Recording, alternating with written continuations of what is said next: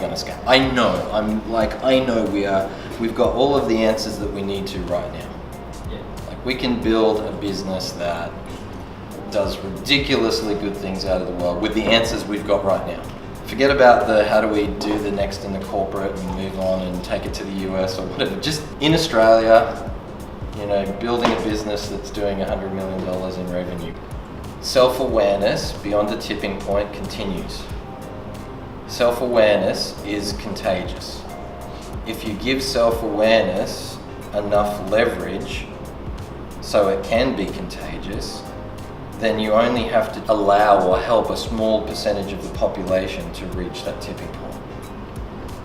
So it's not about advisors. The reason for advisors is we choose people who are at their core driven to helping and empowering others, right?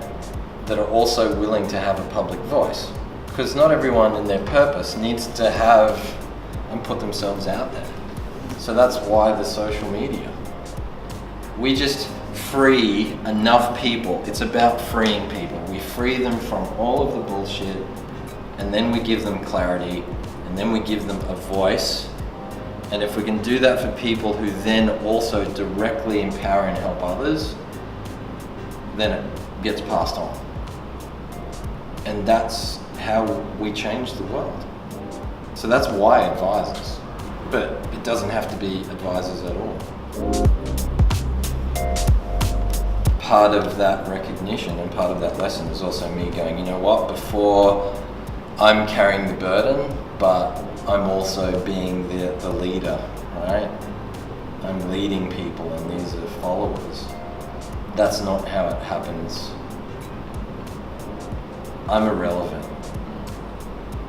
And I have to let go of the ego part of that. I've created something that frees people. It frees them to understand who they are.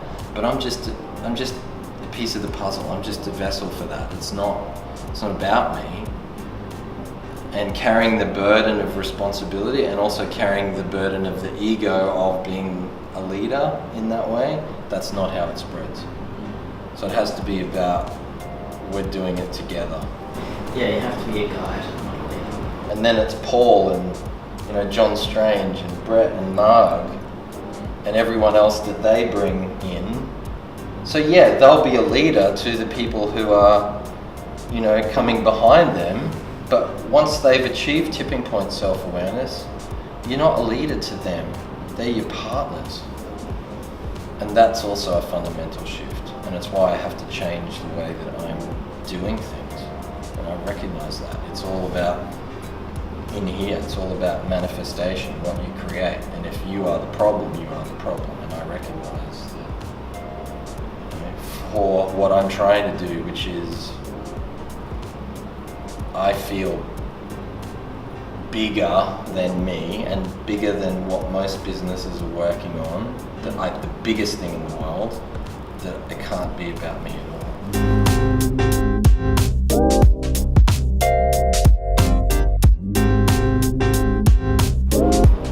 How that translates for you guys is, it's got to be more than just about your job and your mortgages and a nice thing to do.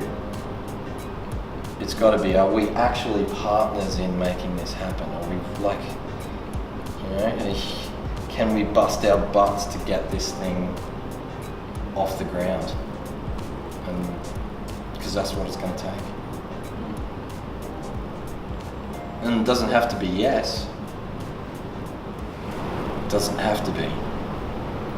For you guys individually, the answer doesn't have to be yes. But it's going to be a question. Do you want it to work? Do you actually want to be a part of that? And if we do, then we're going to have to crank up. I recognize I've been holding myself back. I've been working massive hours but holding myself back. And that definitely applies for everyone else on the team as well. We're just not making it happen. We're just not questioning too much, second guessing, taking too long to do things. And I recognize and I take responsibility for that, for all the reasons that I just said. And part of me taking responsibility for it is saying, guys, you've got to take responsibility for it along with me. The two of you, alright, and the two of you as well, but you guys have got to sit through yesterday, hearing the changes in them. Now, when I asked him about what's it been like working with us, he underplays the difference. And that's great, because it's not about us.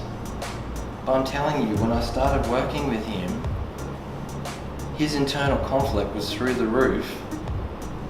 Right? Now, we didn't do the work, but without what we're a part of, that would not have happened. And I was talking to Brett Evans last night. G'day mate, how are you? I'm good, how you doing? Good, thanks mate. So mate, how are you? What's happening? Oh mate, yeah, lots. and it's been good because when you put yourself out in a certain way, you actually attract advisors that are very similar to you. But, just stupid numbers. So, but we've still been able to do a lot of this stuff, by virtue of social media, and it sort of filled the gap there, if that makes sense, rather than relying on the seminar side. Hell yeah.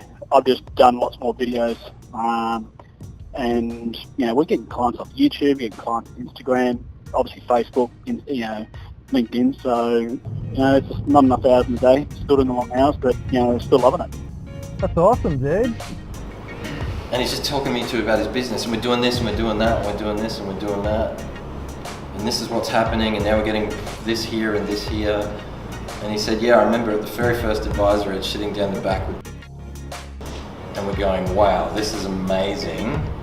And they looked at each other and said, you know what? We're gonna do this. Let's do it. Let's commit to doing all of these things. All Brett's done is just do the 10 to 20%, every day he's putting stuff together, doing his LinkedIn, putting videos, engaging with people online, putting his voice out there, being clear about what it is, all of this stuff. And his business is going ridiculous. And he said he spoke to Josh last week, and Josh said to him, I wish I'd just started doing things like you 4 years ago. You heard, Steve and Terry saying, this has changed my life.